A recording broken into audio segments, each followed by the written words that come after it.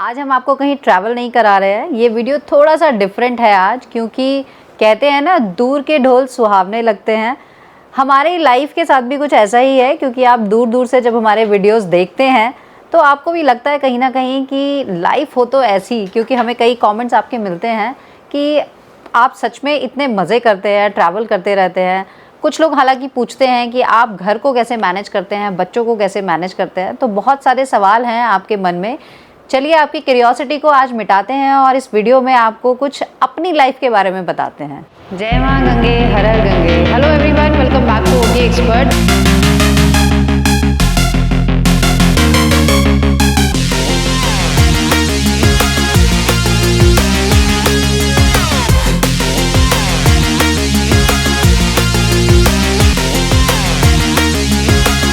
नमस्कार everyone, welcome back to OT expert. Devbhoomi में आपका स्वागत है। तो चलिए शुरुआत करते हैं हम अपने ट्रैवल से ही। जब हम ट्रैवल पर जाते हैं तो बच्चों को कैसे मैनेज करते हैं, एक्सपेंसेस को कैसे मैनेज करते हैं। हालांकि कई लोग कहते हैं कि आपका जो कंटेंट है, हम क्योंकि अकोमोडेशन ज़्यादा दिखाते हैं तो आपको रहना खाना तो फ्री मिलता है। आप चाहे 5 स्टार में जाएं, आप धर्मशाला में जाएं, आप किसी भी होटल्स में जाएं, रिजॉर्ट में जाएं, आपको रहना खाना फ्री मिलता है। और इतनी अच्छी अच्छी लोकेशंस पर आप जाते हैं तो आपके तो मज़े हैं। लेकिन एक्चुअली ऐसा नहीं है। हाँ, कई जगह हमें सपोर्ट मिलती है, रहना खाना ठीक है, वो अगर हमें मिलता भी है।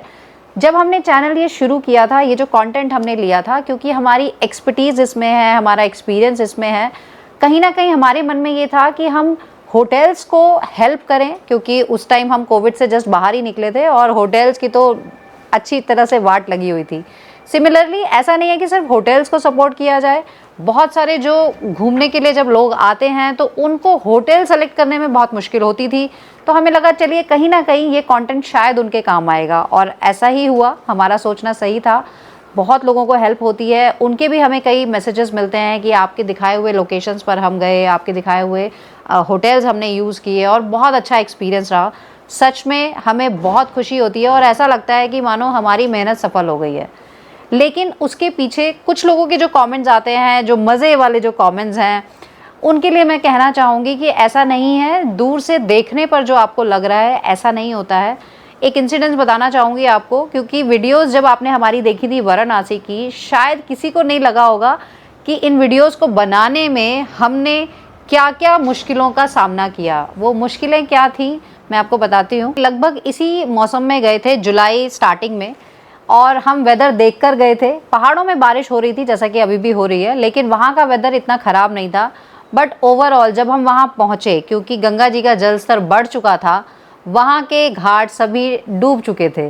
तो एक तरीके से जब हम वहाँ पहुँचे, हमारा मूड इतना ऑफ हुआ ना, हमें लगा कि जो कंटेंट हम यहाँ पर क्रिएट करने आए थे वो तो हमें मिलेगा ही नहीं। लेकिन फिर भी हमने अपनी पूरी कोशिश की, जितना हो सकता था, जितना बेटर हो सकता था, हमने कंटेंट आपके लिए क्रिएट किया और आपको अच्छा भी लगा। हमें जब वीडियोस पब्लिश हुई और आप लोगों के कमेंट्स मिले, बहुत अच्छा लगा।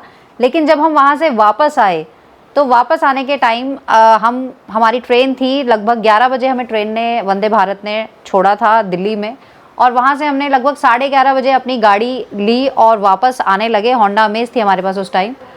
रास्ते में हमें एक सुअर ने हिट किया गाड़ी को। हमें लगा कि हाँ हिट हुई है गाड़ी, लेकिन कितनी हिट हुई है वो हमें तब अंदाज़ा हुआ जब हम थोड़ा 10-15 किलोमीटर आगे चले। गाड़ी में लाइट्स दिखनी शुरू हुई कि हाँ अब ऑरेंज लाइट आ गई है, तो दैट मीन्स कुछ ना कुछ पार्ट ख़राब हुआ है। हम बाहर निकले तो देखा कि पूरा रेडिएटर अंदर जा चुका था।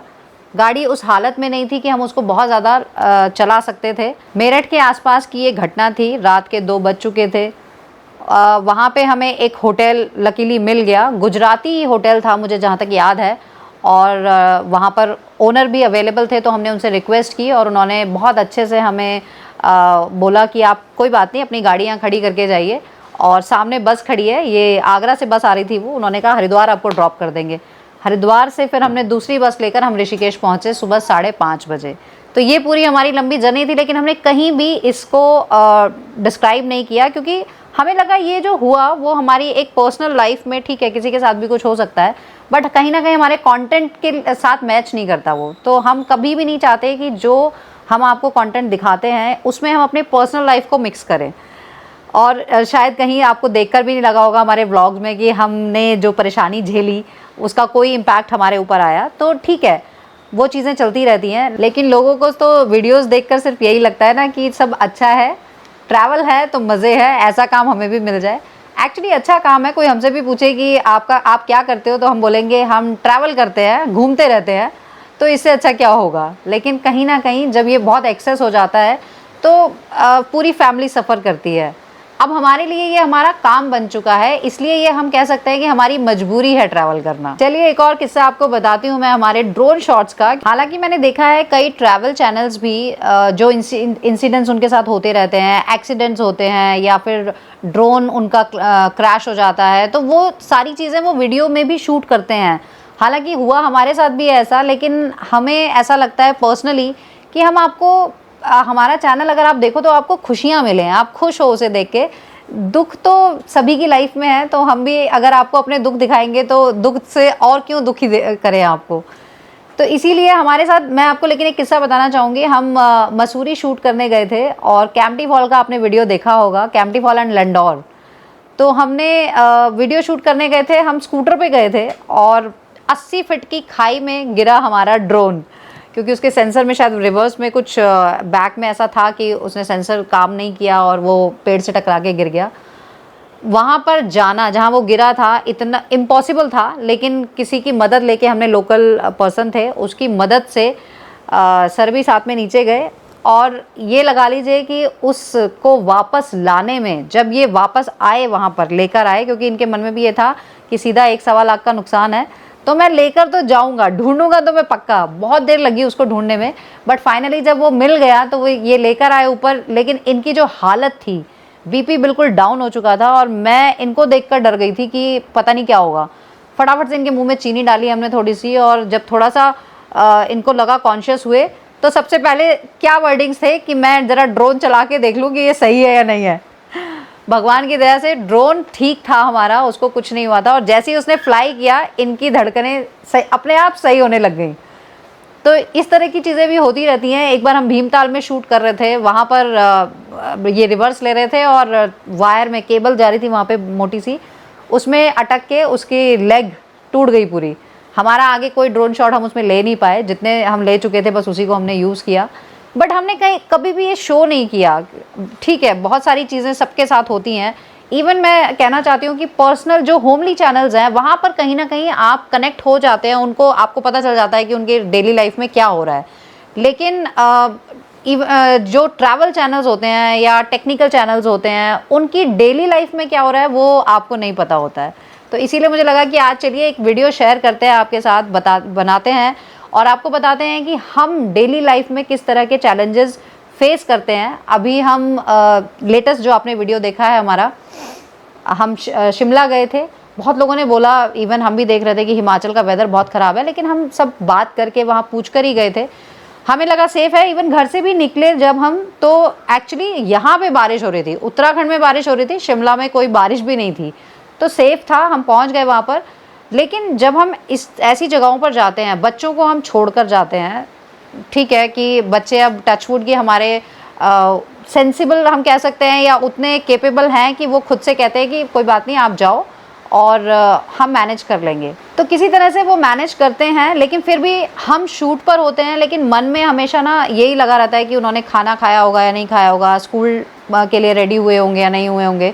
तो ये सब टेंशन्स हमेशा मन में होते हुए हम शूट करते हैं। लेकिन क्या आपको कभी लगता है ऐसा कि हम टेंशन में शूट कर रहे हैं? नहीं लगता ना। हम यहाँ से गए थे 2 दिन के लिए कि हम 2 नाइट स्टे करेंगे तो हम पूरा एरिया कवर कर पाएंगे, क्योंकि हमने 2 वीडियोस बनाने थे। एक रास्ते में आपको सारी सिचुएशन दिखानी थी, और जहाँ पर हम रहे क्या आसपास घूमने की जगह है वो भी आपको, जैसा कि हम हमेशा दिखाते ही हैं। तो हमें पूरा शूट करना था। हमें लगा 2 दिन तो लगेंगे ही, लेकिन हमारा काम 1 दिन में ही हमने कंप्लीट कर लिया। होना नहीं था, लेकिन क्योंकि विदाउट टेकिंग एनी रेस्ट हम कंटिन्यूसली मशीन की तरह काम करते हैं। जैसे ही हम वहाँ पहुँचे, 5.5 घंटे में हम पहुँचे। हमने जस्ट थोड़ा सा फ्रेश होके खाना खाया फटाफट से, फिर हम शूट पे चल दिए, आसपास घूमे, फिर हमने जहाँ पर हम रहे हमने उसका शूट किया। आपके लिए जितना ज़्यादा हो सकता था हमने वहाँ पे इन्फॉर्मेशंस गैदर करी। और 2 वीडियोस जब हमारे हो गए नेक्स्ट मॉर्निंग, तो हमने उनको बोला कि हमारा काम हो गया है और हम अभी निकलेंगे 10 बजे, तो हम आफ्टरनून तक घर पहुँच जाएंगे, क्योंकि हमें टेंशन ये था कि जल्दी से घर पहुँचें। हमें सच में घर पहुंचने की बहुत जल्दी होती है और इसी वजह से हम कोशिश करते हैं कि हम लगातार काम करते रहें। हम 4 बजे वापस यहाँ पर देहरादून पहुँच गए थे, तो आप ये मान लगा सकते हैं कि लगभग 24 घंटे के बाद 1.5 डे में हम लोगों ने पूरा ट्रिप कंप्लीट कर दिया। पर आपने दोनों वीडियोस देखे होंगे, आपको शायद लगा होगा कि देखिए कितने मज़े कर रहे हैं, इतना अच्छा वेदर है। ऑफ कोर्स वेदर बहुत अच्छा था, जितना हम हो सकता था। देखो एंजॉय तो कोई भी करेगा ही अगर अच्छी चीज़ मिलेगी तो, लेकिन साथ में टेंशन भी होती है। लेकिन ये श्योरिटी है कि जब आप वहाँ पर जाएंगे, आप जाएंगे अपने हॉलीडे स्पेंड करने के लिए, तो आपको उतना ही मज़ा आएगा जितना हमने वीडियोस में दिखाया है। हमारे लिए वो एक ड्यूटी होती है, हम उसे ड्यूटी करते हुए आपको इतना एंजॉयमेंट देते हैं, लेकिन जब आप वहाँ पर जाएंगे तो आप एक्चुअली उसको एंजॉय करेंगे। चलिए अब बात करते हैं थोड़ा सा इन्वेस्टमेंट की, क्योंकि आजकल जो यूथ है वो, जिसको भी हम बात करते हैं, वो यूट्यूब पर आना चाहते हैं और ट्रैवल कंटेंट के साथ आना चाहते हैं।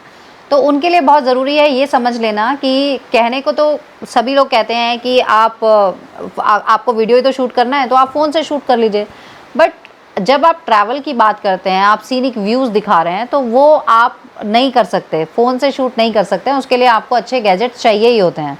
मैंने कई बार पहले भी आई थिंक 2 बार हमने गैजेट्स आपको दिखाए हैं अपने वीडियोज़ में कि हम क्या गैजेट्स यूज़ करते हैं, बट हर साल वो रिप्लेस होते रहते हैं। इवन कई बार तो 6 महीने में भी रिप्लेस करने पड़ते हैं, क्योंकि टेक्निक्स इतनी जल्दी टेक्नोलॉजीज़ चेंज होती हैं कि हमें नए इंस्ट्रूमेंट्स की तरफ जाना पड़ता है, अदरवाइज़ क्वालिटी से कॉम्प्रोमाइज़ करना पड़ेगा। अभी जो लेटेस्ट हमने कैमरा परचेज़ किया है पैनासोनिक ल्यूमिक्स S5 Mark II, लगभग दोनों लेंसेज के साथ अगर मैं कॉस्ट की बात करूं तो ये हमें पड़ा है 2.5 लाख का।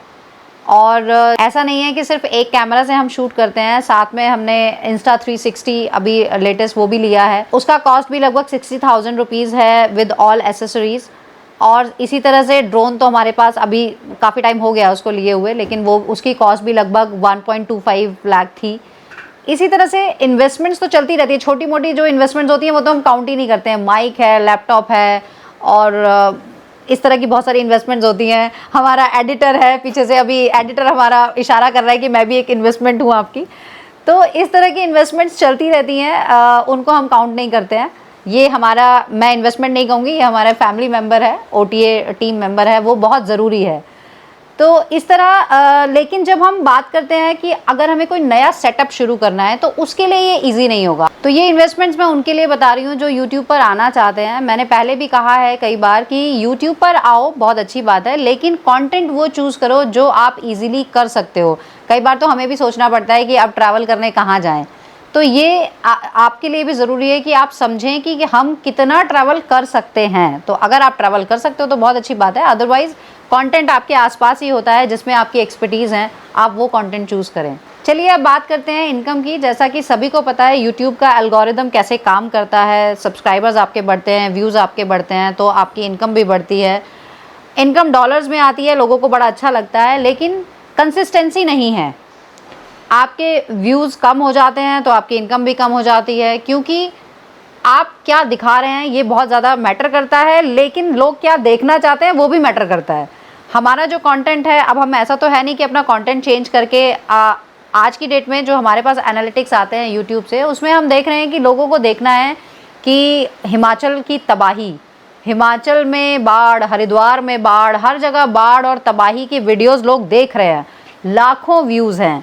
लेकिन ठीक है, हम हिमाचल का समझ सकते हैं कि वहाँ पर एक्चुअली ऐसा हुआ, बहुत तबाही हुई, तो लोगों को पता भी होना चाहिए कि क्या हो रहा है, लेकिन सारी न्यूज़ एक्चुअल नहीं होती हैं। अगर हम बात करें हरिद्वार की, ऋषिकेश की, आप आकर देखिए वहाँ पर गंगा जी का जो जल स्तर है, नॉर्मल, बीच में ठीक है बहुत ज़्यादा बारिश हुई थी, थोड़ा नॉर्मल से ऊपर आ गया था, लेकिन ऐसी डरने वाली कोई भी बात नहीं है। ऐसा नहीं है कि घरों में पानी भर गया। हर जगह कुछ ऐसे एरियाज़ होते हैं जो निचले होते हैं, जो जहाँ पर जैसे ही बारिश थोड़ी सी होती है तो वहाँ पर जल स्तर बढ़ जाता है, पानी आ जाता है वहाँ पर। अभी आपने एक वीडियो वायरल हुआ ABP न्यूज़ का, उसमें आपने देखा होगा कि एंकर जो था, रिपोर्टर, वो इतने पानी में खड़ा हुआ और माइक हाथ में था और वो दिखा रहा था कि देखो कितनी बाढ़ आ गई, तबाही हो गई। लेकिन रैंडम जिसने वो कैप्चर किया, जैसे ही उसने अपना कैमरा इधर घुमाया तो सड़क बिल्कुल सूखी पड़ी थी, एक बूंद पानी नहीं था। तो वो कोई ऐसा एरिया था कि जिसमें नीचे साइड पे पानी भर गया और वो चीज़ दिखाई जा रही है। तो ऐसा नहीं है, सोशल मीडिया पे जितना दिखाया जाता है या जो दिखाया जाता है, हर कुछ सारी चीज़ें सच नहीं होती हैं। आपको देखना है कि सच्चाई क्या है। हम हमेशा ये कोशिश करते हैं कि आपको ज़्यादा से ज़्यादा जानकारी दें और सही जानकारी दें। इसीलिए हम शिमला जब जा रहे थे तो हमारे, क्योंकि कुछ जानने वाले कुल्लू में भी रहते हैं, मनाली में भी रहते हैं, हमने उनसे भी बात की। तो कुल्लू में हालांकि जो ब्यास नदी है उसके पास का एरिया बहुत ज़्यादा इफ़ेक्टेड हुआ है, लेकिन मनाली में जब हमने बात की तो वहाँ भी जो नदी के पास वाले जो एरियाज़ हैं वो इफ़ेक्टेड हुए हैं। जो नदी से दूर हैं वहाँ पर कोई ऐसा तबाही वाला जो सीन है वो नहीं हुआ है। देखो, कहने के लिए तो अगर हम कहें कि नहीं बरसात में पहाड़ पे नहीं जाना चाहिए, पहाड़ों पे कितने लोग रहते हैं। अब जो लोग रहते हैं वो ऐसा तो नहीं है कि पहाड़ छोड़ के बरसात में नीचे आ जाते हैं, वो वहीं रहते हैं। तो ये सब चीज़ें चलती रहती हैं, नेचर है। लेकिन हाँ, इसको बचाना हमें चाहिए। जितनी जो ये कंस्ट्रक्शंस अंधाधुंध हो रही हैं, पेड़ कट रहे हैं, वो सब कर रहे हैं, इसीलिए ये तबाहियाँ हो रही हैं। पेड़ जितना ज़्यादा लगाएंगे उतना ज़्यादा अच्छा है। तो चलिए अब थोड़ी सी बात कर लेते हैं हमारी जो अपनी इन्वेस्टमेंट्स होती रहती हैं। जो जैसे कि अभी हम गाड़ियाँ चेंज कर रहे हैं तो फ्रीक्वेंटली हमें कई लोगों के इंस्टाग्राम पे भी कमेंट्स आए कि अरे मैडम, आप 3-3 गाड़ियाँ रख रहे हो, कितनी गाड़ियाँ लोगे, कितनी गाड़ियाँ चेंज करोगे। तो देखिए, मैं आपको बताती हूँ कि यहाँ पर इनकम और एक्सपेंसेस की अगर हम बात करें तो हमारी यूट्यूब से इनकम 1-1.5 लाख रुपए आती रहती है, कभी कम कभी ज़्यादा। लेकिन जो हमारा OTA वाला जो काम था, जो बुकिंग का था, हाँ 4 धाम हमने किया, लेकिन जो रेगुलर बुकिंग्स हैं वो अब हम उस पर इतना ध्यान भी नहीं दे पा रहे हैं क्योंकि टाइम ही नहीं होता है। अगर हम सिर्फ इनकम की बात करें तो इतनी इनकम होना, 1.5 लाख रुपए भी अगर मंथली इनकम किसी की है तो कम नहीं कह सकते हैं। लेकिन अगर एक्सपेंसेस की बात करें, अगर आप हमें ट्रैवल करना है, ट्रैवल के लिए सबसे ज़रूरी है गाड़ी। गाड़ी के बिना हम ट्रैवल नहीं कर सकते हैं। हमने होंडा अमेज चेंज करके सोनेट ली, लेकिन क्योंकि एक्सट्रीम हिल्स पे जाना होता है तो हमें लगा कि एक हमें इस तरह की गाड़ी, हमें थोड़ी ऊंची गाड़ी भी चाहिए। इसीलिए हमने बोलेरो ली, क्योंकि बजट में थी, बहुत ज़्यादा हाई एक्सपेंसिव कार नहीं ले सकते थे। दोनों की EMIs अगर हम मिलाएं तो लगभग 40,000 दोनों की EMIs हैं। पेट्रोल का खर्चा अगर हम पूरे मंथ का लगाएं तो हमारे सारे व्हीकल्स में मिलाकर लगभग 40,000 का ही पेट्रोल लग जाता है, क्योंकि बहुत लॉन्ग रनिंग हमारी होती है। तो 80,000 तो हमारा सिर्फ इसमें जाता है। उसके अलावा गैजेट कोई चेंज करना है या घर खर्चे तो आपको पता ही है, सबके होते ही हैं। तो उसको अगर मिलाएं तो हमारा कहीं ना कहीं इक्वल हो जाता है। तो हमें लगता है कि जितना कमाया उतना चला गया, बट ठीक है, इट्स ओके, हम लोग खुश हैं, वो सबसे ज़्यादा मैटर करता है। लेकिन यहाँ कहीं ना कहीं बात आ जाती है कि हमारी प्रायोरिटी क्या है। अब ये हमारा एक जॉब बन चुका है, हमारा सोर्स ऑफ अर्निंग यही है मेनली। तो हम चाहते हैं कि इसको हम एक अच्छे लेवल पर लेकर जाएं। इसके लिए चाहे हमें इन्वेस्टमेंट्स करनी पड़े तो हम वो भी करेंगे। इसीलिए हम अभी कार जो चेंज करना चाह रहे हैं, नेक्स्ट जो हमने जिम्नी बुक की है, हम रिप्लेस करेंगे। ऐसा नहीं हम 3 गाड़ियाँ रखेंगे। हम पहले तो सोच रहे थे कि दोनों को निकाल के एक ले लें।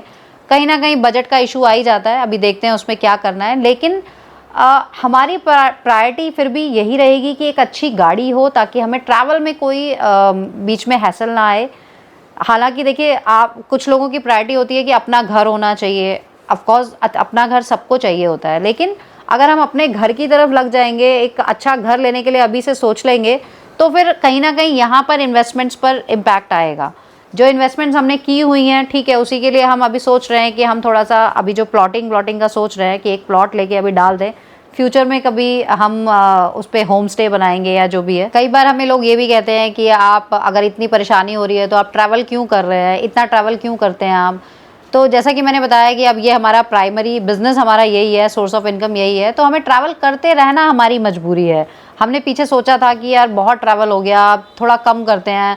हमने वीडियोस कम देना शुरू किया। इवन इस पूरे मंथ अभी तक हमने वीक में हम 2 वीडियोस देते थे, लेकिन उसका इम्पैक्ट क्या हुआ कि हालांकि व्यूज़ ठीक ठाक थे, लेकिन कहीं ना कहीं वो रेवेन्यू कम हो गया। अभी इस बार हमारा 1 लाख से भी कम रेवेन्यू है।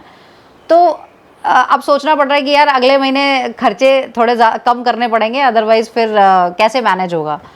तो ये चीज़ें होती हैं। अब वापस से फिर हमें लग रहा है कि यार ट्रैवल बढ़ाना पड़ेगा, अदरवाइज़ तो ये रेवेन्यू कम हो जाएगा। तो ये हमारी अब मजबूरी बन चुकी है। तो इसीलिए आप इसे मजबूरी कह सकते हैं, हमारा काम कह सकते हैं, लेकिन हम खुश हैं, अपना काम करने में खुश हैं। कुछ ना कुछ आपको अच्छा कंटेंट हम देंगे, लेकिन हमारी कोशिश हमेशा यही रहती है कि हम फालतू की चीज़ें नहीं दिखाएं, आपको कुछ अच्छा दिखाएं जिसे आप एंजॉय भी करें। अभी इवन हमने इसीलिए कुछ डिफरेंट करने का सोचा, आपको कैंपिंग करके दिखाया, बहुत लोगों को मज़ा भी आया।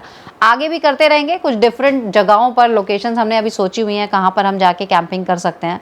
डे कैंपिंग, नाइट कैंपिंग, वो सब आपको दिखाएंगे।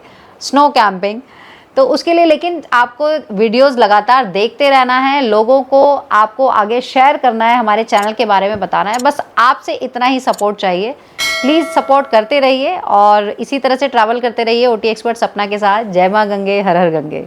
जय माँ गंगे, हर हर गंगे। Hello everyone, welcome back to OT expert.